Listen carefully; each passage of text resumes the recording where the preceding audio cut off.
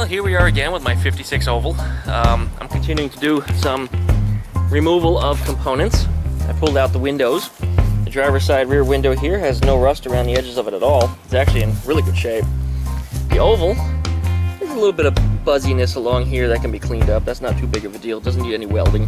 The weep holes where the water escapes from are actually still intact. All three of them are still there. But otherwise, there's no rust damage to the oval. It's in good condition. The passenger side rear window, there's a little bit of rust here on the bottom.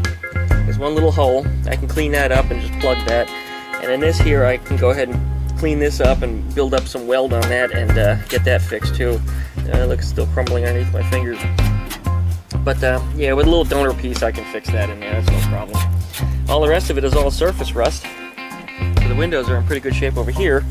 Not so much for the front windshield though. This cowl is shot. It rotted right on through in both bottom corners.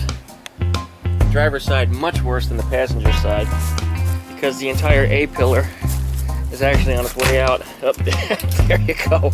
Good example. The outer skin right here is probably not too awfully bad, but it's rotted through here on the outside. It's rotted through up on the inside. There's an inner panel that's just gone. Completely gone. The dashboard might be salvageable. I think I can save the dash. The corners of it will need some refabrication up in there because that's where the defroster vents come through. So I'll need to rebuild those. That shouldn't be too big of a deal. It's just some flat sheet metal cut in kind of a Nike swoosh symbol. And as we know, the heater channels are completely gone in this car.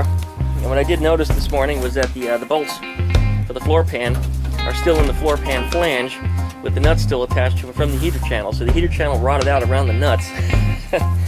And the flange is actually in pretty good shape. I might wind up saving that for another floor rebuild. Sometimes if you have a good flange like this, you can actually refabricate the floor pan that goes across the bottom with just some plain sheet metal.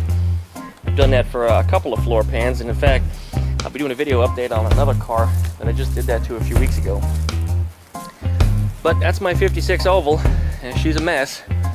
I'm going to be doing very few updates on this. I'm just going to show progress periodically whenever I have huge breakthroughs and I make some big changes. I'm not going to do so much a how-to like I have on some of the other projects that I've worked on.